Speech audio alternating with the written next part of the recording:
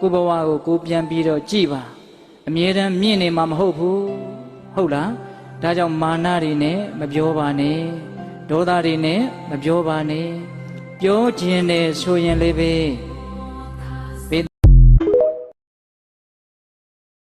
လူတိုင်းသဘောကျကျေနပ်အောင်နေဖို့ဆိုတာဘုရားတော်မတတ်နိုင်ပါဘူး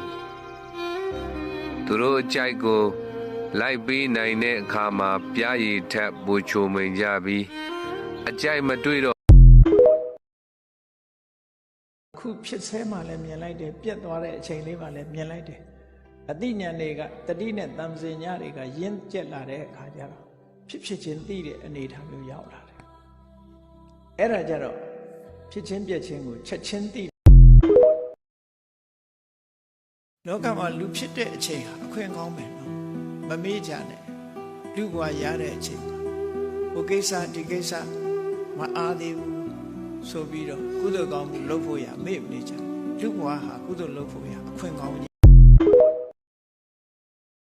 လူဘဝရတာချင်းတူတာတောင်မှနေတတ်တဲ့သူကပို့ပြီးတော့စိတ်ချမ်းသာရတယ်တရက်မှာ24နာရီရတာချင်းတူတာတောင်မှအသုံးချတတ်တဲ့သူကပို့ပြီးတော့အကျိုးရှိတယ်ဘဝမှာစိတ်ထားတဲ့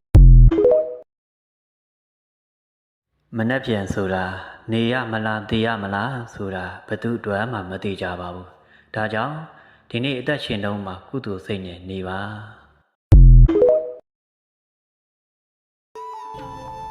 ကံဆက်เสียအလိုကြရှောက်နေရတဲ့ဘဝဆိုပေမဲ့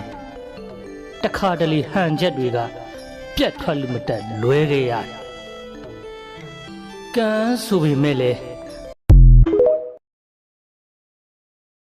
အတိလည်းရှိတတိလည်းရှိမှအန္တရာယ်ကင်းမှာမို့မြတ်ဖယားကအပ္ပမဒေနတံပါတိထအတိနဲ့တတိရှိကြပါလို့